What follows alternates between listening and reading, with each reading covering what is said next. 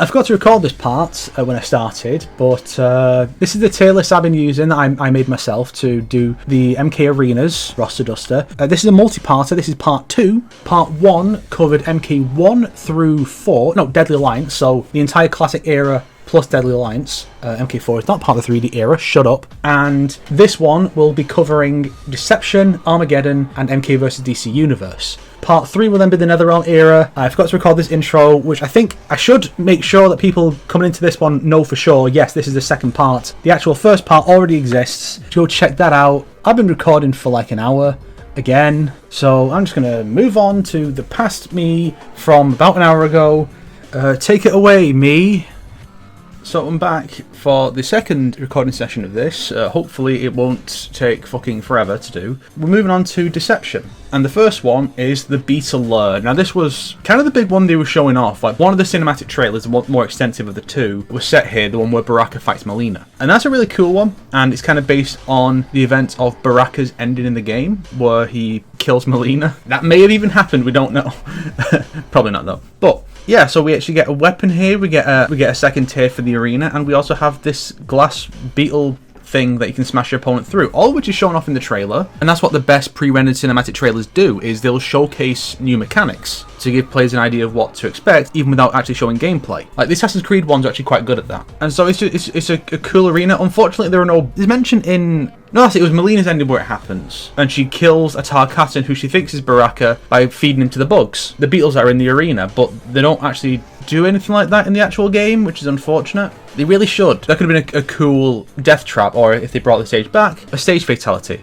So second, I'm going to go to Quan Chi's Fortress. It's a pretty good stage, and you can see now why I got rid of the original, because it's the same but with the death trap. I've been thinking about this, and I have to wonder, when they were pitching and conceptualizing the idea of the death traps, was Quan Chi's arena just one they used as an example? Like, did they say, well, like in Quan Chi's Fortress from Deadly Alliance, you can knock the opponent off the edge. Maybe there's something down there, like lasers. And in a similar vein, knock the opponent into the lava in the Kuatan Palace. And this is something I forgot about until it was the end of the recording session last time, and if I had gone and removed this from the keep section, it would have been really obvious. And I wanted to have like a bit of mystery for the people who don't know MK lore and who don't know the 3D era, and for those who do, well, you could figure it out and feel superior for a bit. Then we have the Falling Cliffs, which is the most basic bitch version of this. The only thing that makes it stand out is the fact that the death trap can be triggered automatically without knocking the opponent into it. If you're standing on the edge when the arena gets smaller, you die. It's almost like the precursor to the Battle Royale system, where your arena gets smaller and smaller.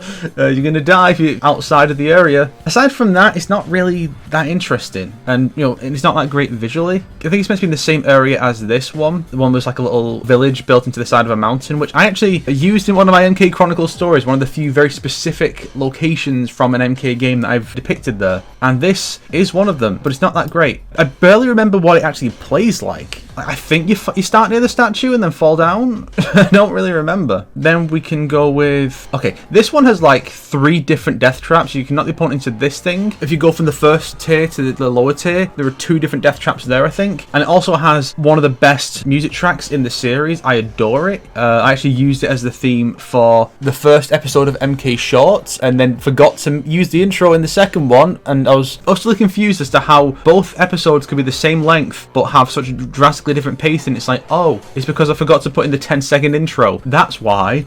But I didn't realize until the video was already made. And so, yeah. So even just for the music alone, it would get in. But also, it's got the... I think the track's used for another stage somewhere. Forget which one. But yeah, it's also got the 3 different death traps, which is pretty sick. Then we get... I mean, the Dark Prison just gets in automatically. It's a cool little stage where you knock your opponent off the edge, and there you can see all these different characters from previous games who aren't on the roster of this game, just in these prison cells. And you can also crush the opponent to death. It's one of those funny things, like, why have spikes in a crusher? Is it just to grip the person so they can't escape?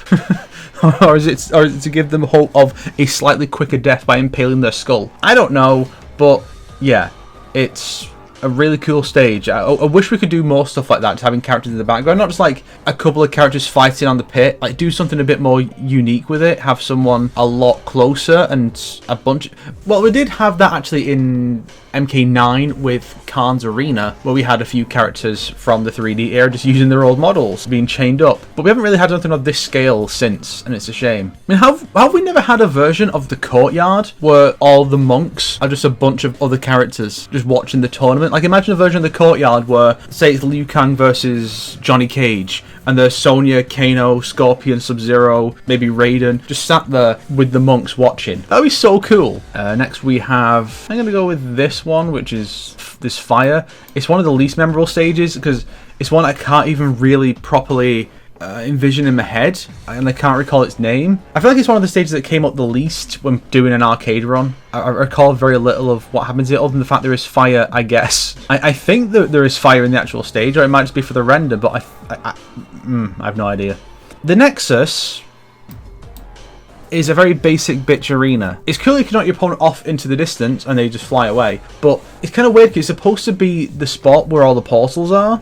And I feel like you could have done something really cool with that. Like, maybe each portal could be a death trap. You knock your opponent into, say, the Earthrealm one, and then someone or something from Earthrealm comes out with the opponent, like, killing them. So you throw them into the Netherrealm, or they run away from a Netherrealm demon, or, yeah, they run into the Netherrealm, they're running out, and then Scorpion Spear hits them in the chest and pulls them back in, and then, like, a few body parts fly out. You know, something like that. And then you could also have the Kamidogu there, which can be picked up to smash the opponent in the head with. Unfortunately, it's just the shape of it, but without any of the set dressing, which makes it a lot less interesting. So then we have the Foundry. I quite like the Foundry. It's got a few death traps, and that's kind of it. It has some variety in the death traps. A cool little location. It's kind of a bit more what the Armory could have been, but it still doesn't really do anything interesting with weapons. I mean, when you really look at it that way, the fact the Armory doesn't have any weapons you can pick up that I can recall, like, that's kind of weird. But the stage itself is alright. Okay. It's on... Oh yeah, I put it...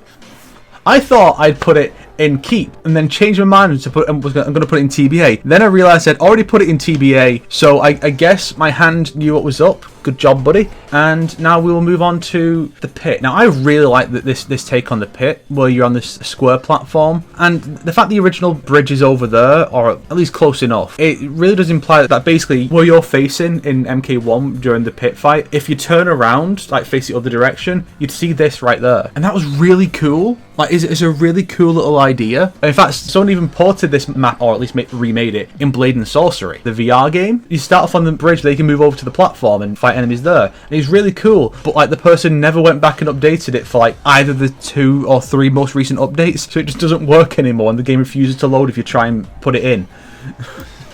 It fucking sucks. But I think it's a really cool take on the pit. It's different. It's not just the long bridge again. It's the most unique take on the idea of a pit stage the series has ever had. And it takes advantage of the shift to 3D to do something different. It's kind of like the courtyard here, where instead of having all the monks down in front of Shang Tsung, they're instead lining the other sides, which it's not necessarily better or worse or anything. It's a different take that is kind of interesting. That's what I like about all the arenas that were made for chess combat, which they need to fucking bring back. Bring back chess combat and motor combat and puzzle combat. Of all the 3D era minigames, puzzle combat, which came back in the DS port of UMK3 for some reason, motor combat never came back, chess combat never came back, even though chess combat can just work with any of the game systems. Test Your Sight came back in MK9, and that was it. And then Test Your Might predates the 3D era, so that got to come back, of course, because of course it's a classic thing from the early game, so that gets a free pass every time. Fuck you, bitch. But in a similar vein, I like the clearing in the Living Forest, and I also like this platform in the Deadpool. It's the same basic idea, but it's a little different. I mean, you could argue that this clearing is actually basically the same as the MK4 version, but you actually can move around in the 3D space a bit more and actually get close to the trees, which you can't really in MK4. You can't go up to the trees, but yeah. I just wish they had like a little stream running through around the square patch, just to make it a bit more like a clear divide. But yeah, it's I like the arena. These are some of the ones that probably drop later on once I'm actually trying to sort through them all. But for now, yeah, I really like them. The Slaughterhouse was another one they showed off in a pre-rendered trailer. This one was the Sub-Zero versus Baraka one, which no one has bothered to remaster. Like, people will upscale the Baraka and Mileena one. I know this one's a lot shorter, but no one bothers to upscale the Sub-Zero and Baraka one. And what's actually kind of interesting is that it doesn't even reflect what the stage is like in the end, because Baraka just uppercut Sub-Zero off a ledge to get to the lower area. Then Sub-Zero has an axe, which I think is supposed to be one you pick up in the arena, but I don't think the axe is even there. Unless they were going to change Sub-Zero's Corey Blade to an axe at some point. But yeah, in the actual arena, you have to uppercut the opponent 3 times to make them smash through the floor to the lower area. The Slaughterhouse is alright, and it's got some good music. I think it's called Slaughterhouse Jive, and that's a pretty good track, but I could give it a pass, honestly. The Sky Temple is a really cool one. It's so good they even brought it back and then reinvented it for MKX and then had it appear in MK11. It's kind of iconic at this point, technically. It's also fun just seeing what the characters will scream when they fall to their deaths, when they hit the ground and explode. Like, I think it's Havoc in Deception, and then Taven in Armageddon saying, as they're screaming, they stop to say, "This is gonna suck," then carry on screaming. Or Ermac on the way down, "Suck it!" It's like, Ermac, you can fly. Why are you letting yourself fall to your death when you can levitate yourself? What's wrong with you? Liu Kang's tomb was a really cool one, because it's another little bit of world building, showing off like how the Shaolin will honour their great champion. You know, he's got these 4 medals to reflect his 4 victories against the 4 villains of the first 4 games. It's a great little tribute to this character, even though this is also the game where they brought back his shambling corpse and had his spirit become like part of the narrative. Also, you can pick up his sword from MK4, I'm pretty sure, which also appears in the Dragon Grotto as a secret thing in MK11. Yeah, it's cool to bring that back. So it's like a nice little callback to previous games. I just wish there was a bit more of like a proper representation of each victory than just the medals. Like maybe similar to that one room that Kung Jin goes into in MKX, where you see the portraits of past fighters, including Liu Kang and Kung Lao. It could be cool if there were like pictures representing his victories, flying kicking Shang Tsung, beating Shao Kahn somehow. Like it shows how he beat those characters. We know he beat Shinnok, but we have no idea how. Like the least elaborated on in the entire series. And I wish we could actually see what he did to beat an Elder God, fallen though he may be, because Shinnok is clearly very powerful. If he wasn't, Raiden could just smash him to pieces in MK4, because, I mean, unless we're supposed to assume that Raiden's power is diminished in Outworld / Edenia, there's really no reason why Raiden can't just fight full power, because he's always not allowed to enter the tournaments, or he's in a place where his power is diminished. Maybe that's the idea, I don't know. But yeah, it's a cool idea, and I'd like to see stuff like that more. I'd love to see tombs of other characters, like, where's the tomb of the great Kung Lao? Where's the tomb of King Jared? Jared's an Edenian, you could do all kinds of cool things with that one. Establish things about him, like maybe you could pick up his sword, and maybe it's broken because it was shattered by Shao Kahn's Wrath Hammer, you know, just stuff like that. It'd be really cool. Then we have this one, which I believe is a Red Dragon facility, even though there are no Red Dragon characters in this game. They have like an antique sword here, and you can smash a point through the glass to the lower area.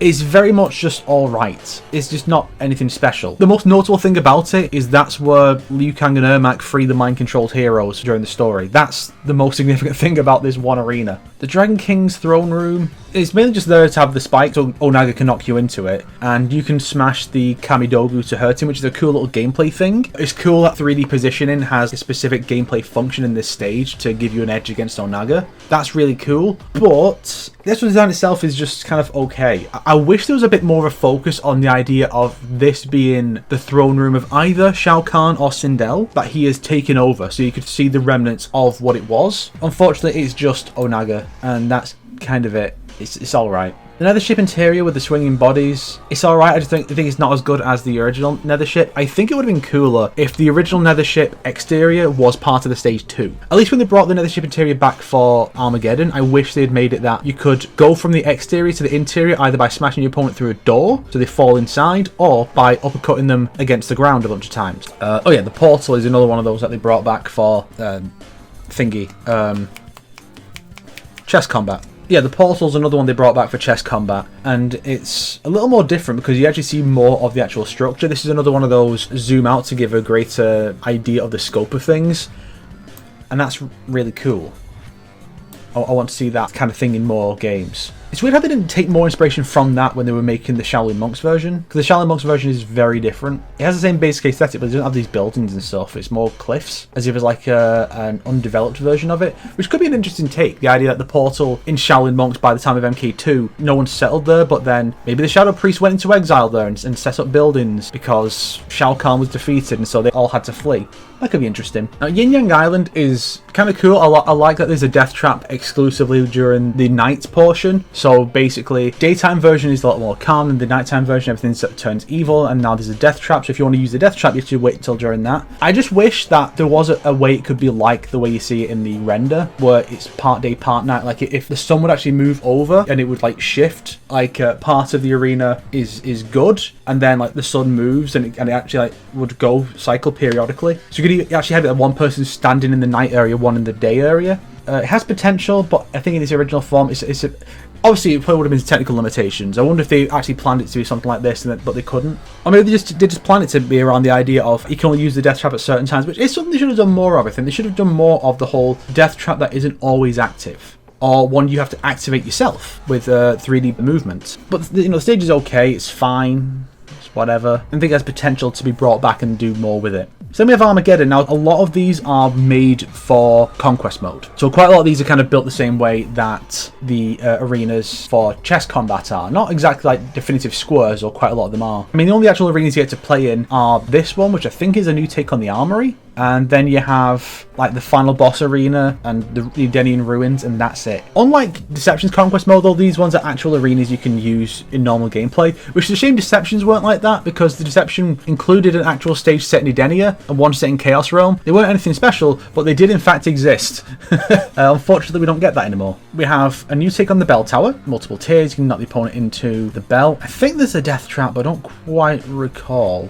I'm pretty sure there is, but yeah, this is an example of updating an old arena. It was quite different when they updated them here, because with the 3D era updates, they would maintain the aesthetic as it was. Like, you can see that particularly with, say, the pits, where the original version is still here. But when it comes to the NetherRealm era, they actually update the looks and go for a different visual style. Neither one is necessarily better than the other, it's just different, you know? So this is going to be quite easy, because I can just knock out a bunch of these easily.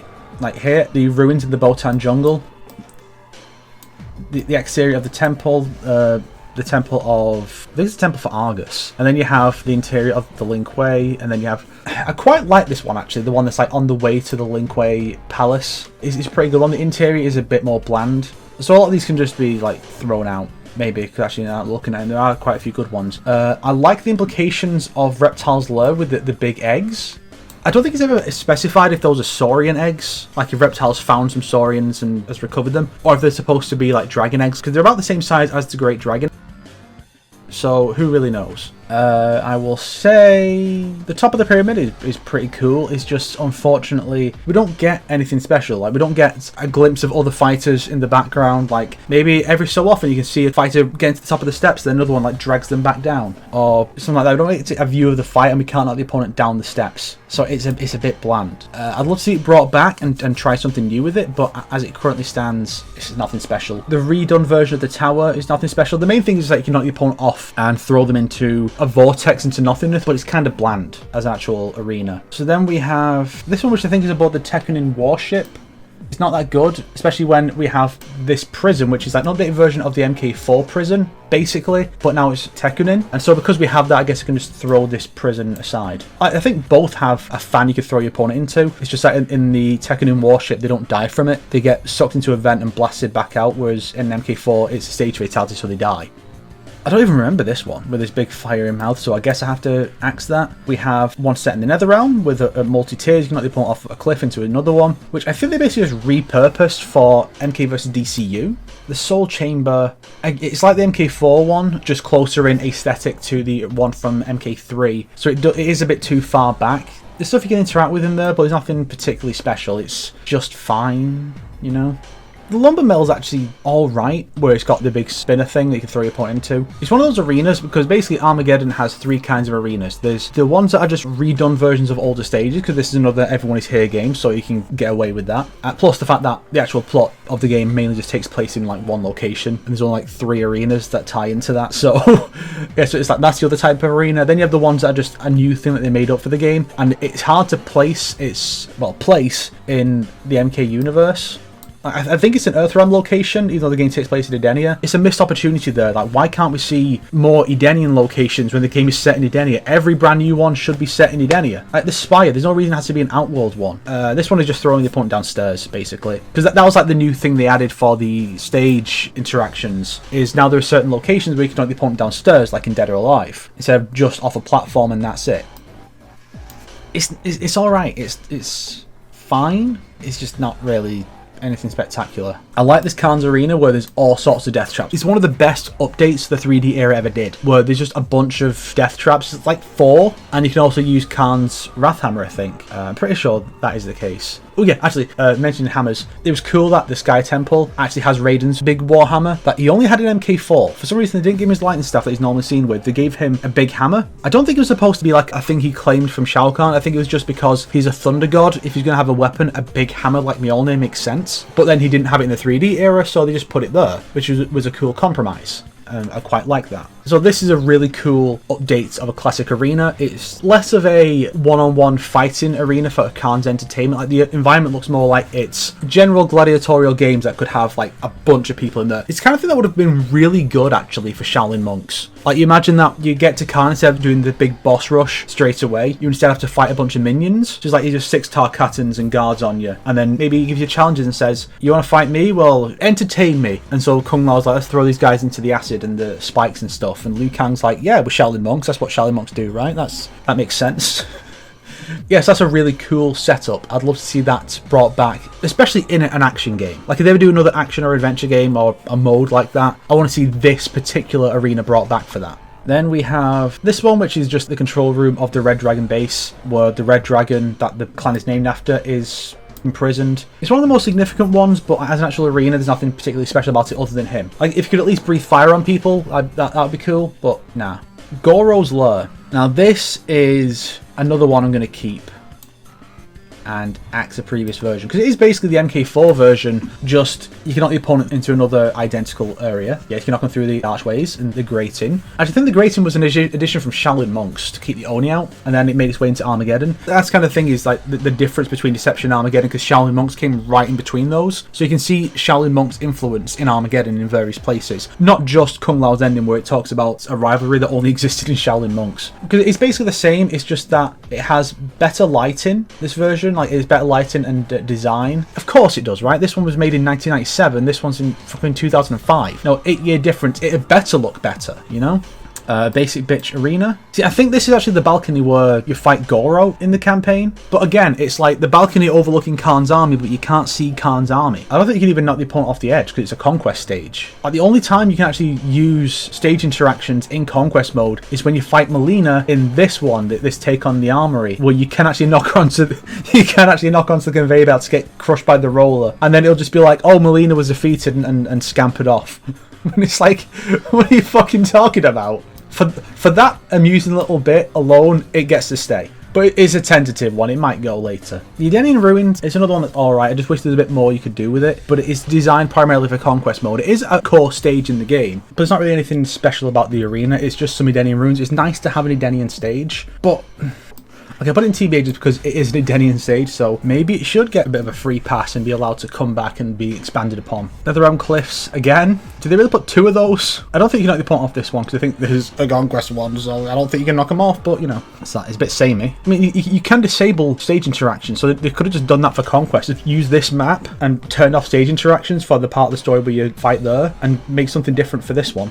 Das Subway. This actually was a shift in the depiction of the subway, because in the original MK3 you fight on the tracks, but this was the part where you started to fight instead on the platform, which is quite different. I quite like that version. What could be kind of cool actually could be if you could knock your opponent from the platform onto the tracks, and then you're fighting on the tracks and a train will come mid-match. So it's about like proper timing and spacing and trying not to be in the way when the train comes through and just barrels one of the characters over. That'd be really cool. We have two set in the spire, one that's the throne room, one that's not. I wonder if this is supposed to be the same spire, because I think the Bone Temple is also referred to as Shinnok Spire in MK11, so I wonder if it's supposed to be the same one in the same way that MKX's Sky Temple is supposed to be the same one from Deception. They're okay, nothing spectacular. Whereas Khan's throne room is so cool. It's inside a big statue of Shao Kahn. It's like a Shao Kahn Statue of Liberty, where his throne room is inside the head. These windows are the eyes. It's so cool. The only thing that could make it cooler would be if the middle of the area had like a platform you could like that could be opened up and the opponent could fall through and then be ejected out the mouth and fall to their death. But it's easily Khan's coolest throne room. Like the others get by largely on what does the throne look like, and that's kind of it. But here it's like the actual room itself is really cool. I like this one just because you got like I think it's called Meteor Storm, and you have that in the background. It's just a nice looking environment. Like, there's nothing spectacular in terms of lore or anything particularly unique. It just looks nice, and so I'm gonna kind of give it a free pass just for that. I feel like you can see the Pit 2 or something in the background. Like, I think it's basically like an evolved version of the Pit 2 in a way. I don't quite recall. Another Tekken in Warship 1. No, that's the Red Dragon base where the dragon hybrids are made. That does not change its standing whatsoever. it can stay gone along with the Tekken in 1. Then we have the War Room, which you fight on top of a giant map, where Reiko is trying to plan out Shao Kahn's army's attacks. I think that's a really cool idea. I really like the idea of this War Room, this big map. Because it's another thing that can be used to kind of flesh out the world a bit. You could see a map of Outworld or what have you. Maybe you can interact with some of the things that have been placed there, knock them over. Or use them as weapons, you know? There's a lot you can do with it. Scorpion's Lair. I feel like this is the second stage called Scorpion's Lair, but I can't remember what the other one was. It might have been the Netherrealm. Like, I think in one game it might have been called Hell, or another one Netherrealm, and then another one it was Scorpion's Lair. Unless Scorpion's Lair was just like something really basic bitch and shitty from MK4, but I don't remember. But it's alright. We don't know for sure, but it seems to be in Edenia, because that's where Scorpion confronts you. And he just teleports you, not through a portal, he just teleports you. I mean, okay, MK9 you can teleport people into the Netherrealm, sure, but in this, we don't know for sure that you can teleport people to other realms. So maybe this is set in Netherrealm, maybe it's in Earthrealm, or it could just be a weird place with a big Scorpion sign in Edenia. It's kind of weird. And then we have one last stage, which is the Wasteland. And this, I think, was where the Wasteland started to get good. It's a take on the original. Not as directly as something like Khan's Arena or Goro's Lair, but it's the same general area, it's the same basic aesthetic, but you have like the catapult you can kill people with, you have the steps you can knock them down. Like they have a bunch of options, and it's just a cooler version of like the Wasteland. The cooler Wasteland, that's how it appears on the stage select menu. So this is just a better version of that all around. And I think just the fires in that add something to it, because here it's all purple, but here you get the orange that really pops off the purple. And I think that helps to give a bit more visual variety. And I think the ground is generally greyer too, so you have more going on visually than what the original did. So this was like a good sign that the team could take what had been done in the previous games and really build on it to make something really cool. So this brings us to MK versus DC Universe. There's not that many stages actually. I mean, there's more than I remember, but there's actually not a whole lot. It probably is one of the smallest stage selections in the entire series, which is fitting. The game had one of the smallest character selections in the series. Now, some of these might just get by just for the fact that it's different. It is DC locations. Let's start with Metropolis. So Metropolis is destroyed. They destroyed Metropolis outside LexCorp, and you can see that the destruction of the Daily Planet. Destroyed cities are kind of rare, even though like 2 of the games feature big invasions of Earthrealm. No, 3 do. Like, we don't really see like the mass devastation. MK9 we see this stuff while it's going on. We don't really get a good view of the actual destroyed city itself. MKX we actually get a stage where we actually get the in progress invasion and the aftermath, which is really cool. And MK3 we didn't really get much because it's very basic back then. And MK vs DCU is the aftermath of another adventure that leads into DCU, and I quite like it. No one tries to fix things, but I guess there's more going on than they can handle. I like the setups with the stages that actually have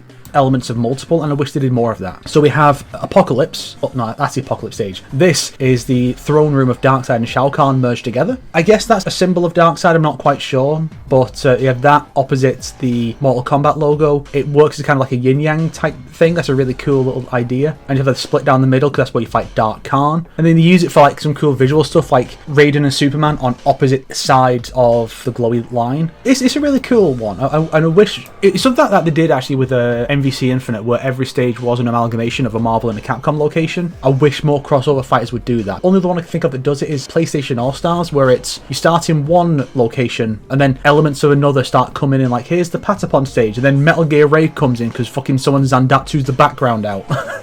You know, but I wish there was more stuff like that. Like this one where it's Themyscira and it's supposed to be Shang Tsung's island. Like I think he says outright that it's his island, and Wonder Woman's like, no, this is my island. But the MK side is clearly the Netherrealm, so I don't really know. Come on, the islands merging makes so much sense, and this would have been a really cool opportunity actually to have, instead of a Netherrealm location, especially since we already have a Netherrealm stage and then also this like other fiery place, if they could have had like the courtyard. Picture the courtyard on the other side. So on one side it's like Themyscira, then the other one it's the courtyard from MK1, and you just have a bunch of, say, DC characters just watching the fights. Like how Injustice just constantly throws in, especially in the first game, background characters just doing stuff. Like, oh look, there's this big fight between these two giants in the background. Oh look, there's Mr. Terrific doing shit. Martian Manhunter's here even though he's supposed to be dead. Stuff like that. Do that, but it's a bunch of like DC martial arts characters. Oh look, it's Lady Shiva sitting there with the monks, and is that Ra's al Ghul on the throne? Damn, bro, that's cool, but he doesn't quite live up to its potential. Okay, this is the part where people are going to go, oh, this thing got in because it has potential. This thing didn't get in because it didn't live up to its potential. What you're doing is like my motivations in these things change constantly as I go through it. You should know this. Fuck you. So this is going to go on TBA, which I now have to scroll up for. I've moved it up here so I could more easily get to keep, because this thing is going to get huge eventually. And so this leaves us with the last few. I need to get this done with soon. Oh, this is another one actually. Raiden Sky Temple. It's not quite the same. I think it is meant to be the same location, just it doesn't look quite the same. But you fall down, you get to the Rock of Eternity, which is another cool way of doing this, where you have the stage transitions where you could go from one to the other. I think that's a really cool thing, so I'll keep that. See, I don't know. I don't really like this version of the graveyard as much. I don't know why, because you can actually move around and such. You can move around and explore and get closer to the tombstones and such, but I don't know. I feel like I just prefer the original version more, where it was a lot more simple. Maybe it's just the way this renders, but everything looks very one note in terms of colour scheme. Whereas you go back to the original and it's like you got the greens and the blues and the greys, and there's just more atmosphere to this version than this, unfortunately. That's why it's kind of a shame that that's the first stage you actually get to fight in the MK side. You do half of Liu Kang's chapter there. You go back there later in the DC story as Joker. Yeah, it's one of those things where it's like, what are the chances that the graveyard's going to come up again in this plot? And it just does. Apocalypse is fine. It's kind of interesting how you can knock the opponent off one platform and they go flying onto another one, which I don't think are all like lined up. I think it's like you fly through space basically and collide with a platform that's tilted at an angle, which would be really cool for a Chaos Realm stage if they ever wanted to explore that, which they should. If you don't want to explore Chaos Realm, then you're a fool. Batcave is Batcave, it's whatever. The basic bitch Batcave. I feel like the ones in Injustice are a bit more interesting in terms of design. Not much more, mind. Owen Senate, whatever. It's not even just because these are purely DC stages, which may seem like a bit of a pattern, but like, I love the Fortress of Solitude interior, and you can see like the Lin Kuei Palace in the background. So it's not as overbearing as this one, where it's like, this is clearly a split. You know, it's basically just a DC stage, but you also got this MK element in the background. I wish they'd done a bit more with it. You know, like, I don't know what specifically, but maybe you could have like a Frozen MK character, that maybe Frost. That wouldn't fit timeline-wise, actually. If it was done in the NetherRealm era, they would absolutely put Frost in the background, but because this was back in the Midway era where there was still some integrity to the storyline, they couldn't put Frost there. They could put someone there, though, like, it still works. Okay, so Lin Kuei Temple in Deadly Alliance is not the Lin Kuei Temple from the previous games. The same should apply to the one in MKX, although that didn't stop Battle of the Realms from just using that design for the old Lin Kuei Temple. But the new Lin Kuei Temple from the original timeline does still exist, it's just that Sub-Zero hasn't found it yet. But it makes sense because this is, I'm not sure where exactly the Fortress of Solitude is, I think it's the Antarctic, and then that's Arctica where that temple is, so it makes sense. Still not sure why, like, a Cirrus who could create a fire elemental has a temple in a frozen wasteland, but whatever, that is just the way it is. So it does work, timeline wise actually. Yeah, so it does work. They could have done a bit more of the MK stuff, but it's fine that they didn't, and I wish there was a little bit more of that in more of the stages, more of the, like, hey, how about some notable thing from the MK universe just here, like a sign for a Johnny Cage movie, like how you have those Ninja Mine billboards in MK9, or the Suhao Watches one that just dominates the background of that very important flashback scene in MK11, in the same way that the fucking JVC sign dominates the death of Connor McLeod in Highlander Endgame until they fucking patched it out with a big grey blob.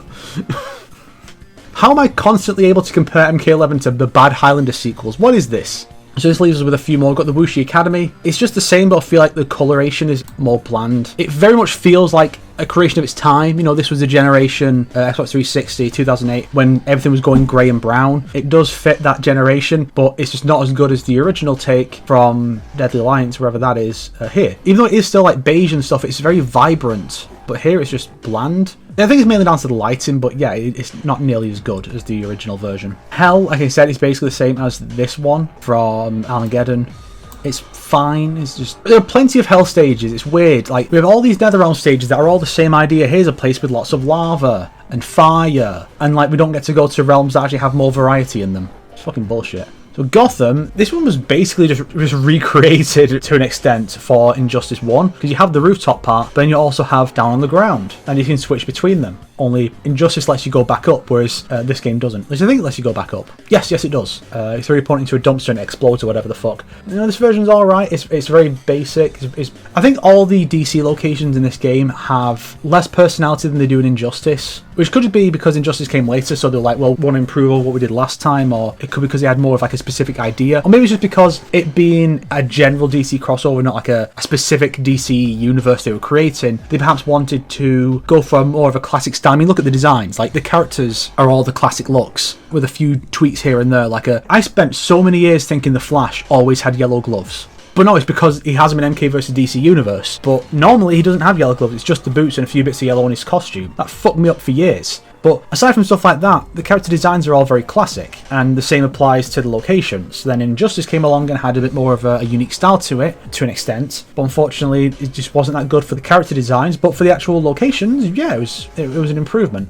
All this to say, a bit of a bland Gotham, let's just get rid of it. This was actually the first Special Forces base we ever had, which is weird because, like, you know, we've always had Special Forces characters in the games, with the exception of Deception. Like, that didn't have a Special Forces character on its roster until the PSP ports put Jax on it. And so with that, yes, all of them have it, but for some reason, they were doing a Special Forces spin-off game, but for some reason we never got a Special Forces stage until the DC crossover. And it wasn't even because they wanted to merge it with the DC locale. This place could easily be merged with the Batcave. Like, there's a lot of similarities, but they didn't do that. It's okay. All that, and it's just like, it's okay. Okay. I'll put it out in TBA as well, because it's not a bad stage, it's not bland or anything, it's something different for the time. And even now, like the Special Forces bases, what we've had since then, we've had the one where it's a refugee camp, so it's not necessarily a base per se. Then we had the tank garage and the exterior of the tank garage, and that's it. That's all we've had in terms of Special Forces stages. We have all these fucking Netherrealm stages, but how many Special Forces ones do we get? Fuck all. It's bullshit. And then you have the Watchtower, which I can't even clearly see in my head what it looks like. Even with this image, because this isn't even really reflective of it, because I'm pretty sure the floor isn't that shiny and blue. But again, it's nothing particularly special, and yeah, I think that's a good stopping point for this recording session. It's been going for almost 57 minutes. Hopefully I can edit it down to about 50 minutes. But yeah, so that's the end of part 2. Tune in next time for part 3 when we cover the Netherrealm era, which shouldn't be as long. But then I didn't think covering the last 3 games would be as long, but somehow, yeah. I spend more time justifying cutting or keeping stages than I do characters. What the hell is wrong with me?